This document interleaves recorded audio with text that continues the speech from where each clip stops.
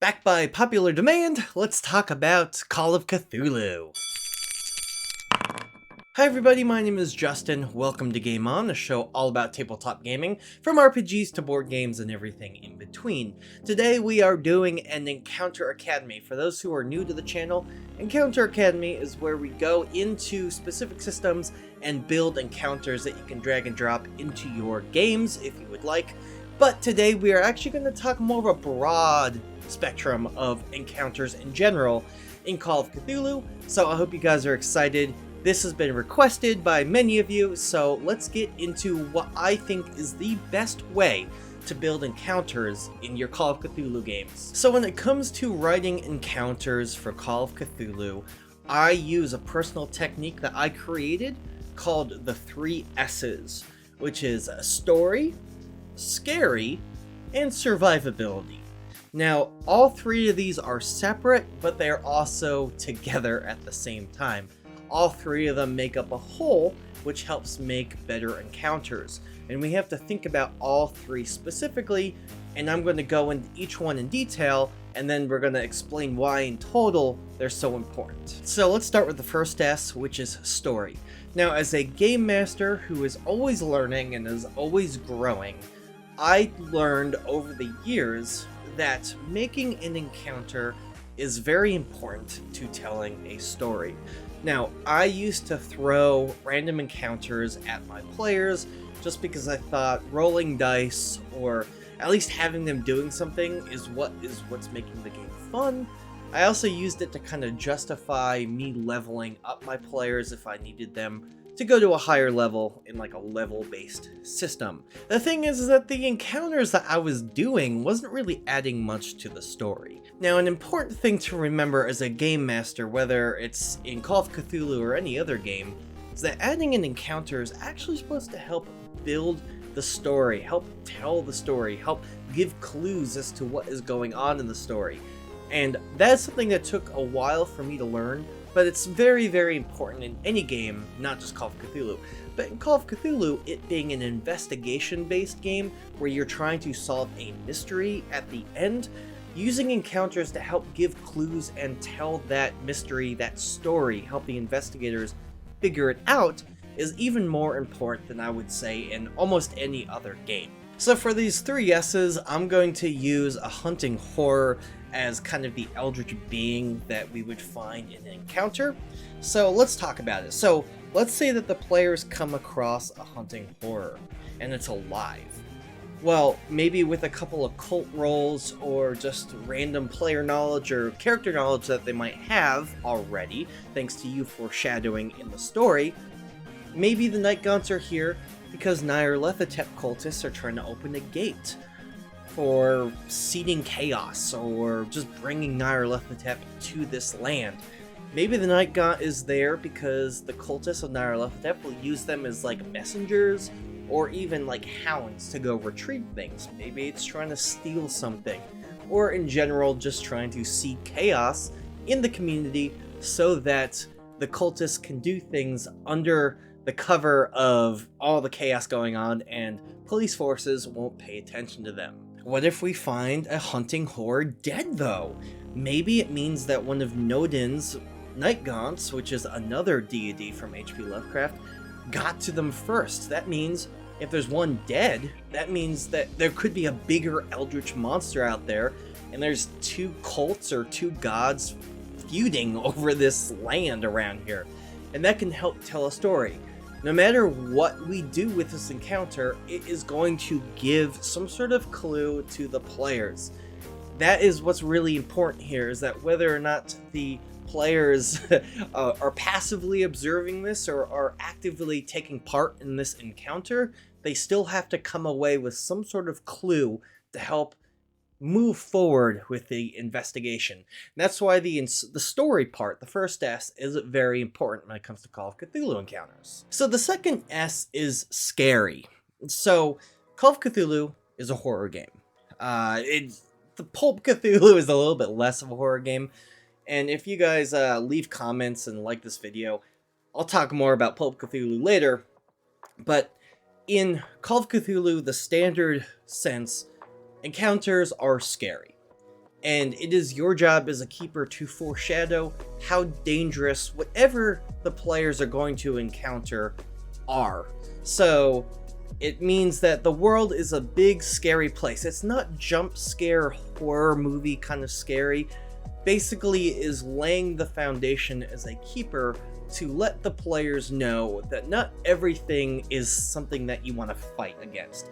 It could mean that you have to solve encounters through different ways.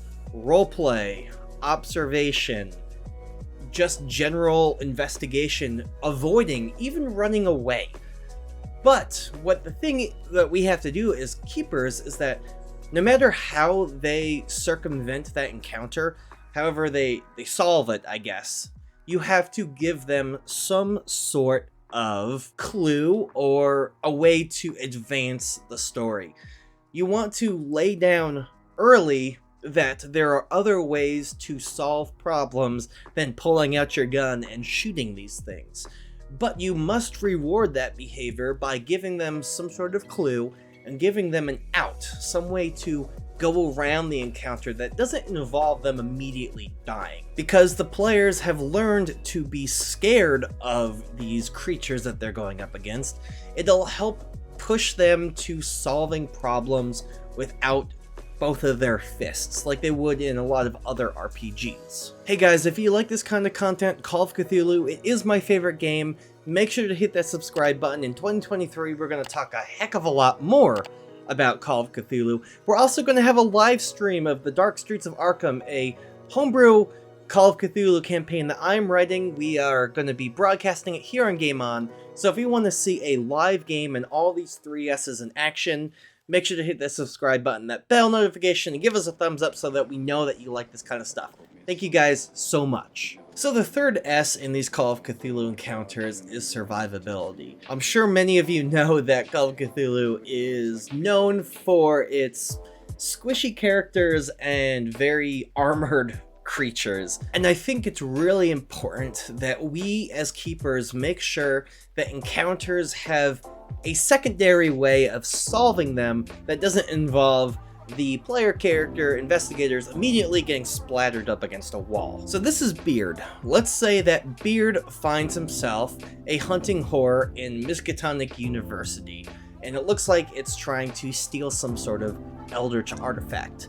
Now Beard has his trusty 30-06 that he got after the Great War. He's a veteran and he's a great shot.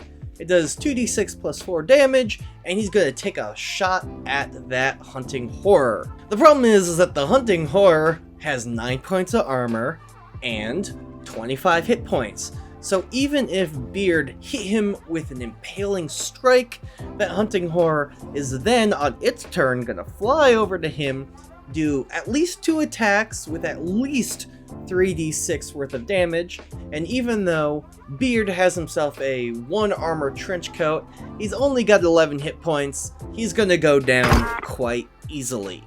So the survivability of that is very, unless the keeper rolls really low, like really bad, Beard is probably gonna go down. However, there is a way out that we as keepers give them. There's a secondary way that he could defeat this. He sees that there is a gas line to a Bunsen burner, so he shoots that Bunsen burner or that gas line, and he does fire damage. It explodes and it negates the armor that the hunting horror has, and it flies away. Now that hunting horror might still steal that eldritch artifact, but without dying, Beard Clipper was able to find what the hunting horror wanted, which was that eldritch artifact. He was able to hurt it, make it run away, and he didn't die, which is pretty good because he wants to keep playing this character. He likes this character. Now let's say that Beard came up against a human. Humans are just as scary in Call of Cthulhu because they can have guns and weapons can do a lot of damage. As you can see, the 30-06 did 2d6 plus 4, but let's say that Beard comes up across Pirate Troy. Now, Pirate Troy is trying to smuggle Canadian geese into America for some reason, as if we don't already have enough. Pirate Troy has himself a 1911, which does... Okay, I actually had to look that up. I forgot how much a 1911 did. It does 1d10 plus 2. And so if they have to go up against each other, Beard with his 2d6 plus 4, and Troy with his 1d10 plus 2 pistol, they can still easily take each other out in one round.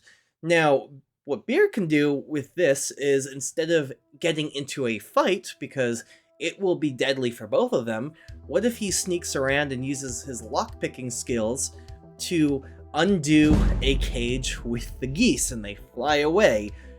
You know, Troy has to run away and try to chase him down, and now the Beard is able to find some sort of clue, manifest something to help solve a mystery, help get a clue towards solving that mystery. So the survivability, you as a keeper want to foreshadow how dangerous it is, but you also want to build into your encounters different ways to help solve the encounter without having the PCs go splat. So I wanted to keep this video short and simple for people who are newer to Call of Cthulhu and trying to build encounters. Later on, I will build specific encounters to help you plug and play into your campaigns and games, so make sure to subscribe and stick around for that. Again, Dark Streets of Arkham will be coming out early this year in 2023. My Patreon subscribers get to be in that game. I'm also thinking about doing a Gamma World series, so if you guys are interested in that, let me know. Thank you guys from the bottom of my heart for watching. My name is Justin. Thank you guys very much for watching Game On. Now grab a character sheet, grab some dice, and game on.